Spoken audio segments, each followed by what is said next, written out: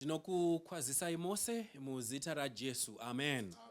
Tinoda kutenda Mwari nemukana watapiwa kuti tigone kudzidza shoko rake. Tichaverenga zuva ranhasi kubva kuna Mateo chapter number 4. Tichaverenga kubva paverse 8 kunosvika paverse 11. Bhaibheri shoko raMwari rinoti, zvino dhiabhorosi akamuisazve pagomo refu refu, akamuratidza ushe hwose hwenyika nokubwinya kwawo. Akati kwaari, izvi zvose ndichakupa kana ukawira pasi ukandinamata. Ipapo Jesu akati kwaari, ibva Satani, nokuti kwakanyorwa kuchinzi, namata Ishe Mwari wako, umushumire iye oga. Zvino dhiabhorosi akamurega, vatumwa vakauya vakamushumira. Tichatarisa musoro wenyaya unoti mweya wekusvika, the spirit of arrival. Ngati namatei. Baba vedu vari kudenga, shoko renyu ndiro, tinotsvaka mweya mutsvene, dai angataurawo nesu savanhu venyu. Muzita raJesu tinonamata. Amen. Taverenga kundima diki ya Mateo chapter 4. Tiri kuona Jesu atungamirirwa na mweya mutsvene. The Holy Spirit led him. Kwakumutungamirira murenje. 40 days, 40 nights arimo. Wakatsanya ari kuzvinyima zvekudya. Ari kugadzirira kuti atange basa raakatumwa nababa vake kudenga. Ari panyika anotora nguva refu kuti atsanye. Satani anouya kwaari mazuva aya achinopetwa. Otanga kumupa miedzo. He tempts Christ. Umwe wemuedzo waanoisa pamberi pake ndiwo wataverenga. Kuti iko izvi zvose zvenyika izvi ndokupa izvi. The devil displayed the world in its marvelous light. Akamuratidza kukosha neupfumi huri mukati menyika. Ndobva ati zvese ndokupa izvi, vari pamusoro pegomo refu refu. Zvese izvi ndinogona kukupa. Asi chaunofanira kungoita kundipfugama ini undinamate. Ukatarisa muedzo uyu, uchiedza kunzwisisa kuti where is the temptation, because at this time, according to John 14 verse 30, panguva iyi Satani ndiye ari kunzi the prince of this world. Ndiye wakabata makey enyika, title deeds, aakavhomora mumaoko aAdamu nokunyengera. Ndiye muridzi. Jesu anotopupura oti muchinda wenyika yerima rinoi ari kuuya, but haana chaanacho mandiri. So ndiye ari kutonga, saka he has the power to offer what he can. Simba rachaanaro, and he has the right to offer. Saka anotora Jesu omuti ndinokupa izvi, but unofanira kuzvinzwisisawo kuti kana ini ndakupa izvi iwe unondipawo zvimwe. Hakuna transaction inoitwa pakati paSatani nemunhu iri one way. Hakuna. If you benefit from the devil's providence, he must also benefit through you kurashikirwa nekuponeswa kwako. Satani kana achiuya nemubayiro, achiuya zvivi, zvinonzi zvivi, mubayiro wezvivi rufu. Asi Satani kana achiuya nemuedzo pamberi pako, haakurumidza akuratidza rufu, anokuratidza mabenefits emuedzo. And then waakunakidzwa manje nemabenefits emuedzo, zvaakuzipa. Mari yemurume womunhu yonaka, zvaakunakidza. Ndo paanozoya oti aiwa contract yedu haipereri pamabenefits, pane mubayiro wacho urwu rufu. So the reason why temptation is sweet, the reason why sin is sweet, it is because the devil hides the wages. Satani unoviga mubayiro wacho. Saka kana Satani achiuya, you have nothing to benefit from him. You do not transact for anything with the devil. Saka Satani anouya pamberi paKristu oti ukandipfugama ndinokupa. Zvese izvi ndinokupa. Where is the temptation? Kristu ari kutonzi, I can give you what you are going to achieve after a long time. Ndinokupa. nyika yese iyi ndokupa. Wagara hanti unoda kukunda, unoda nyika, uri kuda kukunda vanhu ndo vauri kuda, but I can give you these things at the expense of your loyalty kwandiri. Saka where is the temptation in this? Ukatarisa muedzo uyu uri pakuti Kristu uchatanga watambudzwa namaJudha, vagokurova, vagokushungurudza, ugofa, ugozowana zvauri kuda, but we can cut the trip short. Tinogona kungogurudzira, tikurumidze tasvika. Kana takurumidza tasvika, iwe wochindinamata. Nanhasi Satani achiri kuita ofa iyi kuvanhu vaMwari kuti aiwa, wona uri kuzama kugadzira kuti zvinhu zvako zviite zvakanaka, uchienda kunotraya business nenzira dzakanaka, kuzama kuwana kuwanikwa nekuwana nenzira dzakanaka, kuzama kuunganidza ivhu nemari nenzira dzakanaka. The devil is still offering kuti aiwa, we can cut this short, man. You don't need to wait all this long. You don't need to go through all these hardships. You don't need to wait this long. You don't need to endure all these difficulties. We can cut it short, but at the cost of worship. Tinogona kungota kuti ukurumidze wasvika munhu waMwari, wangosvika, but iwewo manje wochindinamata, because ndini kandakubatsira kuti unzvenge minzwa nemuchinjikwa, ndini ndakubatsira kuti unzvenge kusvipirwa nekurambwa navadzidzi vako. I have helped you to avoid these pitfalls and hardships. Saka because I've done that for you, you must also do something for me. Nanhasi Satani achiri kuofa vanhu zvinhu izvi, akazviita pamwanakomana murashiki. The parable that we are told, a certain man had two sons. Vakomana ava vari vaviri, umwe wacho anoenda pamberi pababa, obva ati ndipei zviri kuuya kwandiri. Zvaitouya, asi chaakarasikirwa nacho kutadza kumirira, a lack of patience, kutadza kutiwira nekutsungirira pakuda kubata zvatakavavarira. The devil takes advantage of the impatient. He takes advantage of the weak by offering them a shortcut kuti vakurumidze kusvika, but at the cost of worship. Vazhinji vakazozviti vazvibata, vakatarisa mweya yavo, vakaona kuti vaakure naMwari. Vazhinji vakati vaamudzimba, vakatarisa mweya yavo, vakaona kuti hongu tazvibata, but Mwari wakatama. Vazhinji vakati vagara mumahofisi, macheya achitenderera, mafeni achirova, ekoni ichivanyaradza, kukapisa yotonhora, kukatonhora yodziisa, but pavakatarisa pamweya, vakaona vabva pamberi paMwari. Satani achiri kuofa vanhu nyaya idzi, akaropafadzwa. Anoti apiwa ofa iyi, anoti aiwa mira, regai timboita go through the process. Nekuti Mwari haatenderi kuti urarame muzvinhu izvi asina chaari kugadzira pauri. Saka regai timbomirira kuroorwa, tinogona kukurumidza faster, mangwana chaiye, mangwana kunomuka wainda, asi mira. Mwari anotsvaga vanhu vasingafariri kugurudzira. Satani akangoya akati kuna Kristu, we can cut this short, my friend. Cut this short, you worship me, I give you these things. Saka hapana kana nyaya, but vakaropafadzwa. Vanoti kana Mwari achitaura, vanotiwira, vomirira, nemhaka yeiko, unogona kukurumidza kusvika, but usina kugadzira character, stamina yekuchengeta zvacho zvawabata mumaoko ako. Vazhinji vakarasikirwa nezvinhu, kwete nekuti vakatadza kuzvichengeta, asi vanga vasati vakugona kuzvichengeta, nekuti vakaguridzira, vakazvibata, vakazvipambadza, zvikabva zvaparadza nyangwe neupenyu hwavo. Where is the temptation in this life? Upenyu hwanhasi, Satani ari kuofa vanhu mashortcut. Ngwarira mafambiro ako, ngwarira kuguridzira. Kumwe kwacho kuguridzira, it's at the cost of your spirituality. Kumwe kwacho kuguridzira, it's at the cost of worship. Uri kupfugama pamberi pezvinhu zvausingafaniri kupfugama nemhaka yekuti uri kuda kusvika. Run away from this culture.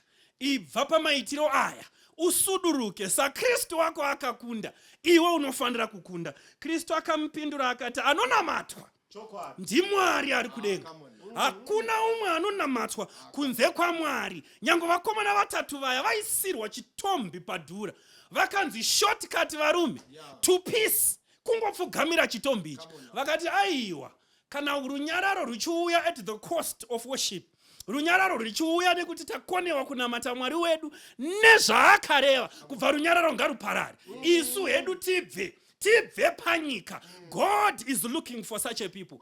Vanomira pachokwadi, nyangwe zvichirwadza, nyangwe zvikatora nguva, nyangwe zvikatora makore, nyangwe zvikazozadziswa murudzi runotevera, vakaropafadzwa vanopinda mumakuva vachiti taatakazvimirira, Mwari uchazvizadzisa kune vanouya. Where is the temptation? Kuguridzira kwaparadza kunamata kwavazhinji. Vazhinji, we are now nominal Christians for the sake of the image and the name. Ndikaregedza kuuya kuchechi vanozoti chii, but we know kuti kuvira kwezuva reSabata tadzokera kumabasa edu nekuguridzira.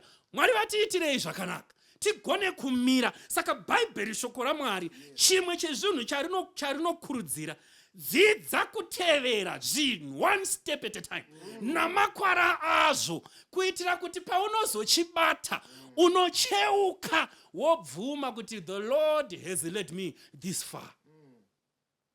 Rangarirai vana vaMwari, musoro wedu wenyaya unoti mweya wekukasika kusvika, the spirit of arrival. Pane mabandiko anowanikwa mumweya wekukasika kusvika. Mune mweya wecompromise, wekuti ndirega ndingoita shortcut zvinhu ndikasike kuzviwana. Mune manipulation, mune deception, mune chitsotsi, mune kudonedza zvaunotenda as long ndakasika kusvika. Cherechedzai nyaya iri muna Genesis inotarisa muimba yaIsaac naRebecca. Rimwe neramazuva Isaac ava kuda kufa, zvinonzi death blessing. Kana baba voda kunonanavira guva, rufu rwonhuhwa, vanotsvaka a sacred ordinance yavaita yainzi death blessing. Pane yainzi birthright blessing, iyi vaingopa wedangwe oropafadzwa. But yekupedzesera yaitariswa character, kuti anofanira kutora ma-blessings ababa ndiani kuti dzinza rirarame zvakanaka. Saka anoti kuna Esau, mwanangu, ndakufa, ndaapedyo nerufu. Saka ndoda kuti uite chinhu ichi. Mukaverenga verse 7 inoti kuchirungu, bring me a game. Tora mhuka musango. Ari kutonzi enda unotora, but kutora kwacho enda unovhima.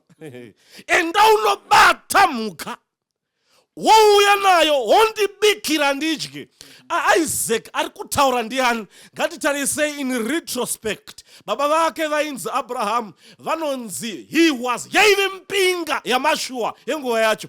Aive neupfumi hwaityisa ne1007, mombe dzaivepo, makwai, mbudzi zvese, ngamera. Isaac anonzi Genesis chapter 26 akaropafadzwa kusvikira maFilistia auya oti, kuropafadzwa kwako kunotyisa, you are too powerful, we beg you to go. Saka ndiye uyu. Konai munotuma mwana musango sei? Imi makwai akazara, ng'ombe dzakazara, mbudzi nefararira, but munoti zvepamusha handidi. For you to qualify, enda musango.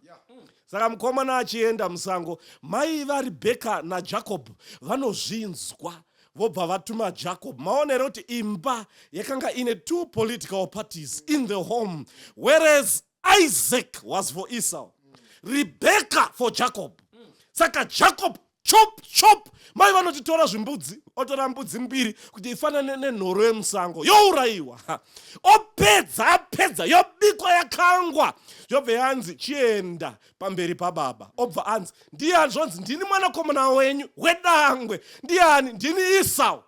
Mwari waisa pachena, idyai mundiropafadza. Vandoda mashoko aJacob, Isaac anoti Genesis chapter 28 verse 27 verse 20, wakurumidza kuiwana seiko musango rinonetsa.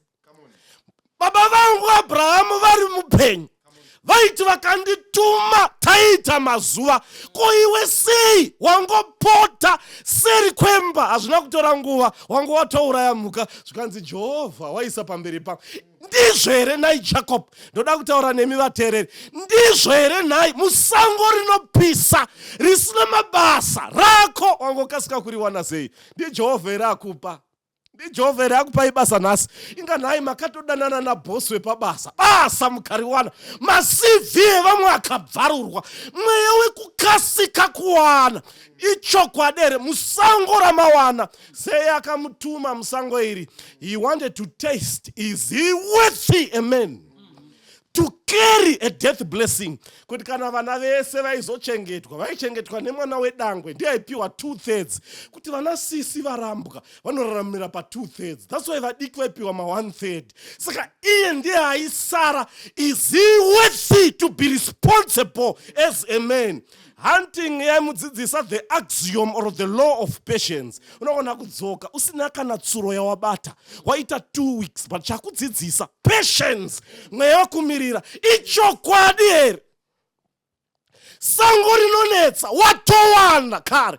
Varume zvikanzi vamwe vanonetseka mumarriage, but iwe within 1 week watonaye murume. Wamuwanepi? Kungotora mbudzi yapamusha yatova mhuka yesango, asi murume womune rogere naye nzisa katopinda chopu chopu. Business rako 3 months ratosumuka kuinzana neyoke. Ichokwadi musango rinonetsa, business rasimuka, ndiJehovha rakupai. Munotoya muchipa matestimony pamberi pechechi, Jehovha akandiropafadza, business rangu riri kukura. Imi munopinda pabhodha muri vatete, but kana mopinda munenge makasimba makakora, ndiJehovha rakakupai. Momira pamberi pechechi moti, Jehovah has taken me thus by far. Ichokwadi here ndimwari akupai. Business rechitsotsi iri rine chitsotsi, shortcut, mweya wekukasika kusvika, une uroyi mukati, une ruvengo, une utsotsi. Ngatidzoke kuti ma-instruments rodi yakashandiswa ndeipi? Isaac, he was old in age, anga achembera, ona madzerere asachaoni. Saka zvinonzi nguva iyoyoyo Rebecca naJacob took advantage that Isaac ona madzerere, aoni, ahazivi. Saka only sense of smell, ne sense of touch, ne sense of hearing were the highest powerful senses. Savanoti baba havazivi, tora mhuka yepamba, mbudzi yepamba, tivape vadye. Why? Let's take tactical advantage. You can't see. Kutamurira mhuka yepamba haiziye musango. Ichokwadi kuti ndakuona madzerere handina chandiinacho, but nhasi wakasika kumuwana sei? Hongu tiri kunetsekana nemwana, watone mwana kare woti ndiJehovha atipa. Pamwe Mwari ari kutidzidzisa lesson, wakasika sei kundidyisa mbudzi pamusha isitakamirira mhuka? Unondidyisireiko mbudzi pamusha? Takamirira mhuka inochanongedzerwa naMwari. Rangarirai baba vedu Abrahama vasvika paMount Moriah, zvanetsa, Mwari akasimudza ega akaisa gwai muchikwenzi. Ngatimire nguva yaMwari. Rimweni ramazuva ipapa abva apa, mutasai deception, shortcut yese inorukwa chitsotsi. Anosvika zvonzi aJacob obvunza mai, ndikasvika pamberi pababa vanoziva kuti ndini. Zvonzi hazvinetsi, ndokupfekedza dehwe rembudzi, ndoisa ndove pamusoro pako seunge munhu abva kusango. Mukaverenga Genesis chapter 27 verse 28 inotaura pamusoro paJacob. Achisvika anonzi the sense of smell yaishandiswa naEsau naIsaac aida kuziva ndizvo here. Saka anoti swedera pedyo ndikufembedza, omufembedza oti ndanzwa kunhuhwa kwesango, ndiwe mwana wangu shuwa. Abusing the sense of smell. Ichokwadi, shortcut. Baba vakasiya upfumi, but iwe ndiwe Jacob wakatochinja mawiu kudhara. Over ana Esau ukachinja mzita rako, shortcut, wakasika kuwana sei pamusoro pevangu. Abusing my sense of smell. Idi here vakomana, ngatidzidze kumirira. Zvikanzi rimwe remazuva anotoataka the feeling of his touch. Zvikanzi mai anoti isa dehwe rembudzi voisa omubata-bata mvere oti ndizvo kundiabusa. ichokwadi here vakomana. Nekuti wava nemari nhasi, ndakuona madzerere, une mashortcuts aunoita unoda, nekuti handina mari, unonofara uchiita zvaunoda. Mweya wekukasika, zvimwe zvinhu zvinouya hazvina kuuya nekushanda pane zvauri kuita uko, but sure here taking advantage. Mweya wekukasika, because I have the weaknesses, ndakuona madzerere nekuti ndachembera, wakuita mashortcuts, but kare ndine simba ingandai kurwira vanhu. Mukatarisa pana Samuel rimwe ramazuva tiri panyaya yemweya wekukasika une compromise. Mukaverenga 1 Samuel chapter 13 verse 5 inoti, zvino vaFilistia vakanga vauya kwazvo vaine 30,000 chariots, 6,000 garrison of soldiers. Kwakuungana kwakumirapo zvikanzi vanga vakaita sejecha regungwa. Zvino Sauro nehondo yake vakabvunda vakangwenda. Why? Army yese was composed with easy men. Vakanga vasiri ready to sacrifice for God. They were men of spirit of arrival. Vaida zvinhu zvinokasika. Less men who were not ready to sacrifice. Imi usimbe uroi. And une hunyope mukati. Uno blame the laws of patience. Wakufamba na Mwari step by step. Saka 7 days zapera, amya ya Sauro yaita dwindle in numbers every day. Zvikanzi Samuel anonoka. Zvanonoka ndakuita chipiriso kuti vanhu vawande, because vanhu vakaenda hondo handiwini.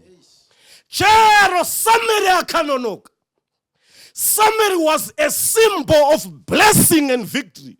Chero dai vakasara vari 10, as long as Samuel anonoka, that was an assurance that the power has been given. Mwari anoita nevashoma, but iye haana kuziva his sustenance was in the people. Ndoda kutaura vana vaMwari, Samuel anogona kumirira Jesu mazuvano, Jesu asati auya. Chero zvikanonoka, ndoudzaiwe Sauro uri mudambudziko. Chero mwana akanonoka, mukashaiwa mimba, I need to tell you, submit this time. Mirira Samuel anouya, he is an answer of the Lord. Chero urwere ukanetsa, musanobvunzira kuita nzira dzenyu. Chero Samuel akanonoka, zero dzikaita 7 days, mirira nguva anouya. Samuel kana auya, victory is certain. Same muchiprescribe nzira dzenyu. Zvinonzi nemwe munyori, he elevated rituals over obedience. Akati ndikangoita izvi, it guarantees of favor.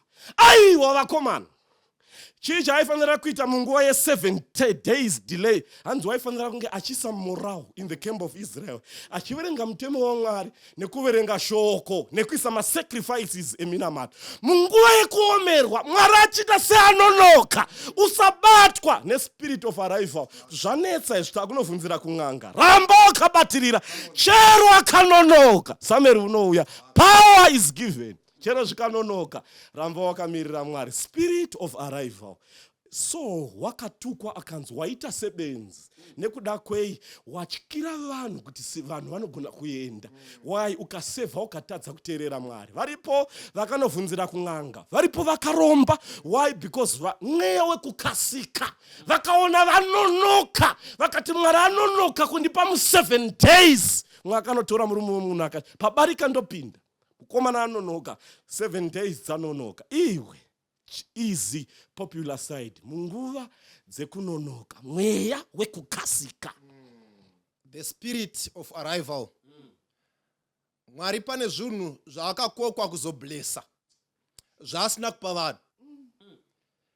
Pazvakazoramba muupenyu, Mwari akapuwa mhosva pazvinhu zvaasina kupa. Kune vanhu vakati michato yanonoka, ndobva vazvitsvakira michato yavo, ndobva vainvita Mwari kuzokomborera michato yaasina kupa. Ndobva zvaita sekuti michato yakufamba zvakanaka. Payakaramba kumberi, Mwari akapuwa mhosva, yet from the onset he was not involved. Pana mabusiness akaita seasimuka, awanikwa through corruption, awanikwa nenzira dzisizvo Mwari asipo. Vanhu vakaenda kumanjuzu vakaromba, nemhaka yemweya wekusvikira. Vaenda vakaromba vakaunganidza. Now business ravapo, Mwari akakokwa kuti azoblessa.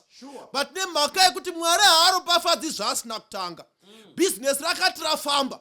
Paranga rakudonha rodzungaira. Mwari akapuwa mhosva pazvinhu zvaasina kutanga.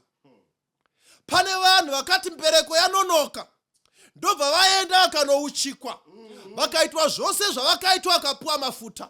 Mwana ndobva auya. Mwari ndobva ainvaitwa kuti chiuyai tidedicate mwana. Mwana apuwe mablessing edenga. Mwari akati handipindi pane zvandisina kutanga. Rwendo rwafamba. Vanhu vaita sevoinjoya. Mwana ndobva apanduka. Vamwe ndobva vapinda madrug. Vamwe ndobva vatanga kunetsa. Mwari ndobva apuwa mhosva pazvinhu zvaasina kutanga. Kazhinji Mwari anopuwa mhosva nevanhu vane mweya wekusvika. Vakaona sekuti zvanonoka. Ndobva vaita zvinhu zvavo. Ndobva vainvaita Mwari pazvinhu zvavo. Mwari ndobva aramba kupinda panyaya dzavo. Pazvakanetsa mberi, Mwari akapuwa mhosva yezvinhu zvaasina kutanga.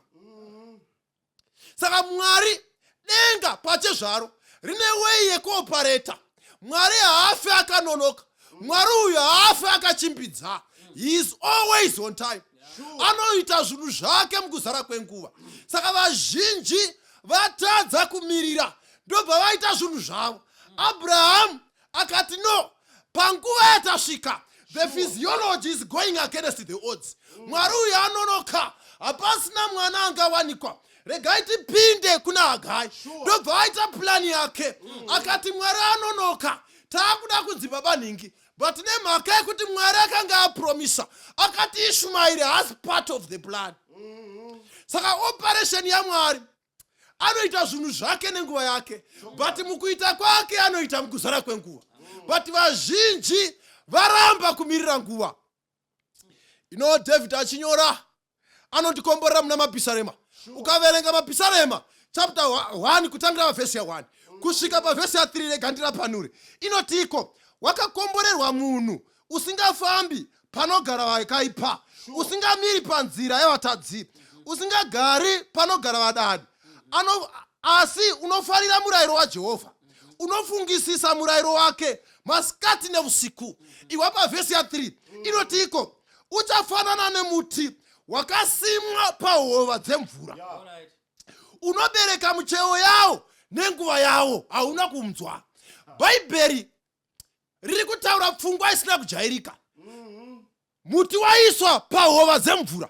Saka une zvose zvinodiwa kubereka. Saka kune mumwe munhu aiti muti uyu pada unofana kubereka January to December nokuti zvose zviripo. But vhesi haidaro, inoenda mberi ichitiko muti uyu unobereka muchero munguva yawo.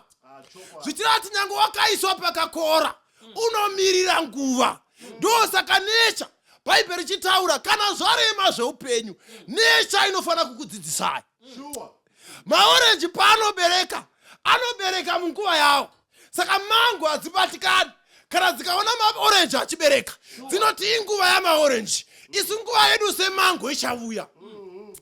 Nguva yemango painosvikawo, huti hadzibatikani. Dzinoti inguva yemango. Saka vanhu vanoenjoya mango. Vanhu vogotengesa mango sekuti mukuta hauko. Nyambisirwa hute uri kuti aiwa enjoyai nguva yemango. But taita dambudziko revatendi rekuti kana mumango wabereka, muorenji unoti dei neniwo ndabereka. Rega ndikuudze mwana wamai vangu, zvinogona kuitika kuti munhu wakadzidza naye anogona kukurumidza kuwana basa iwe usati wariwana. Don't worry, you need to celebrate. Kuti shamwari yangu zvaawana basa, zvazvinoreva ndezvekuti God is in the neighborhood. Zvinogona kuitika mwana wamai kuti shamwari yako wakachata naye mugore rimwe chete anogona kuita mwana iwe usati wane mwana. Gona kumirira inguva yake yekupemberera mwana kwaningi, but nguva yako iri kuuya. Ramba akamirira, at least tenda Mwari pana atoitawo nhumbu muneighborhood. So God is in the neighborhood. Ndakuudza hama yangu, zvinogona kuitika mukati meupenyu kuti next door vakaimba. Don't worry my sister, don't worry my brother. Inguva yawo, inguva isizeni yemaorenji, season yemango ichauya. Iwe mirira kusvika Mwari azviita munguva yake. Mwari anoita zvinhu nenguva, but hama dzangu zhinji dzinoshaya, dzinotadza kumirira. Saka nekudaro vanodzamara vakuita zvisiri izvo. Haugoni kukompromisa pamastandards aMwari worega kuofenda Mwari wacho. Paunongokompromisa chete, God at the end will be offended. Saka Mwari anoita zvinhu zvake nenguva. Saka pano David achinyora anoti kunyangwe muti ukaiswa pakakora, pane paunoona vanhu vachitaura munhu ana madegree shuwa ane zvese kwose ari kushaya basa, muti unogona kuiswa pakakora, but unofana kumirira season yavo. Vanhu vanotaura tarisai muone chimiro chake, mwana akaumbwa, mwana akamira zvakanaka, sei ari kushaya murume. Ndoda kuudza hanzvadzi yangu, muti unogona kuiswa pakakora, but unofana kumirira nguva yavo. Saka unogona nekunaka kwako Mwari akazviona akati don't worry, pa30 ndo pako. Saka usati zvanonoka, Mwari akazviona mapepa aunganidzwa echikoro, but iwewe don't worry, muti waiswa pakakora for a season. So wait for your season. Ukatoiverenga mbari dzachinyora pachapter 3 pane nguva yekudai, pane nguva yekudai. Saka upenyu hune maseasons. Saka Mwari anoita zvinhu munguva yake. But dambudziko raitika pashamwari dzangu inyaya yemweya wekusvika. Vanodai varitakurimidza tazviona nemhaka yekuti ava vatenga mota ina maziso nesuwo taakutoidai. Hamuzivi taiwa isizeni yavo yenyuwo iri kuuya nemhaka yekuti mwana wanhinge aroorwa nesuwo taakuda kutozvaiso isizeni yavo yenyu iri kuuya. Nemhaka yekuti uyo agraduata dei wangu aitawo saizvozvo isizeni yenyu iri kuuya. Pamunofana kutenda kuti Mwari ari muneighborhood. Maitikira zvaita izvi zoreva kuti Mwari ari pedyo, mangwana zviri pangu. Maitikira zvaita izvi Mwari ari pedyo. Toda kunamata neumwe munhu ari kuti Mwari idi ndakatarisa shamwari dzangu dzose dzaroorwa. Pandakazvitarisa ndakaona sekuti Mwari manonoka. Ndanga ndakuda kutovhuna some of your principles nezvamakatema your laws and the statutes yamakatema mukatiko tisangotora chero wese wese. Ndanga ndakuda kungoti chero munhu, chero murume wamunhu, chero une trouser, chero ari munhu. But ndibatsirewo Mwari ndigone kumirira. Pane umwe munhu aripo urwere hwanyanya mumusha, but Mwari ndiye akatema. Tinovimba naye, hatipindi munganga, hatipindi mudzimba dzamaprofita, but nemhaka yeurwere uri kuona sekuti zvanonoka. Pari kuti Mwari ndipe simba. Ngaindikuudzei vana vaMwari, nguva Mwari paanenge akanyarara, Mwari anenge achiita something. His silence is not a silence of inactivity. Whenever God is silent, he is doing something. Inyaya yenguva uri kuti Mwari mukunyarara kwenyu ndoda kumirira. Mukunyara muchita sekuti amuko, mukunyarara kwenyu ndoda kumirira. Shamwari dzangu dzimwe dzava nedzimba, dzimwe dzava nezvakasiyana siyana, but handidi kuita zvamanjusu. Mukunyarara kwenyu Mwari ndoda kumirira, nekuti mukunyarara kwenyu you are doing something. Kana uri munamato wako haungasimudzi here ruoko uri pauri, pada uchada a special prayer, pane nhamba dziri kupfuura pazasap, unongofona tonamata tose hama yangu. Pada uchada kusarudza Mwari kuti utange ona Mwari usiye zvimwe zvose, pane nhamba dziri kufamba pazasap, unongofona tonamata tose. Panguva ino simudza ruoko uri pauri uchiti Mwari ndibatsirei ndigone kumirira pazvinoita mhepo ichiita go against the odds. Ndibatsirei Mwari ndigone kumirira. Kana uri munamato wako simudza ruoko apo tinopinda panguva yekunamata. Baba vedu vari kudenga muzita raJesu, panguva inoi tinozvikumikidza nekukumikidza vana venyu vanzwa shoko iri mumaoko enyu. Zvimiro zveupenyu zvakasiyana, zvimwe tikazvirangarira misodzi inodonhera muninga. Tanga tichitofunga kuti pamwe tikaita mashortcut aya tinokasika tazorora, tiri kungorohwa mudzimba nevarume namadzimai atakawana. Taifunga kuti pamwe tikavaendera kumishonga ava vakaita zviri nani, upenyu hunoitawo zvakanaka. Tatarisana nemhandara nemajaya akura mukati medzimba, taakutotarisirawo asi hapana chiri kuitika. Taatotovatuma kuita zvisizvo, naivo vanga vane pressure nekuda kwekuona vepa next door zvichiita sezvinovafambira. Tonamata panguva inoi kuti tipei mweya wekuziva watakatenda. Mubvise matiri mweya wekusvika, the spirit of arrival, nemhaka yekuti ichatiitisa macompromise akawanda. Tichatorera vanhu zvinhu zvavo izvo zvisiri zvedu, tikazviita zvedu asi imi Mwari mukasafara. Kurwadziwa kuri mukati memwoyo nekuda kwezvimiro zveupenyu. Vamwe ndevatonotonamata navo vanouya kuzotipa maadhiresi nemafoni namba eng'anga dzinonzi dzinoshanda. Nekuti vationa tichidhonza makumbo anorwadza tichiuya kuchechi masabata ose. Asi nekuda kwezvimiro izvozvo musazvitendera kuti zvitidzure pamuri. Asi dai zvingaita kuti midzi yedu irambe ichidzika mamuri. Tiitirei nyasha. Muri Mwari ane moyo murefu. Tipeiwo moyo murefu. Mutipe kumirira patinozocheuka tabata zvatabata zvamatiba imi.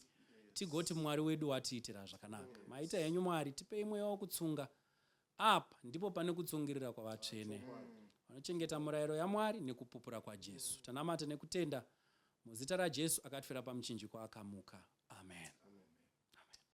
Tanzwa kunakisisa, Jesu aponesa, iro soko raura, Jesu aponesa, siwisa nyika dzese, kumirio kwenyanza, tenzi anotituma, Jesu aponesa, tumiranyi panyanza, Jesu aponesa, unzanyi vanyangadzi, Jesu aponesa, imbanyi wozvitsuwa, kana vari panyanza, pasiri chazorinzwa, Jesu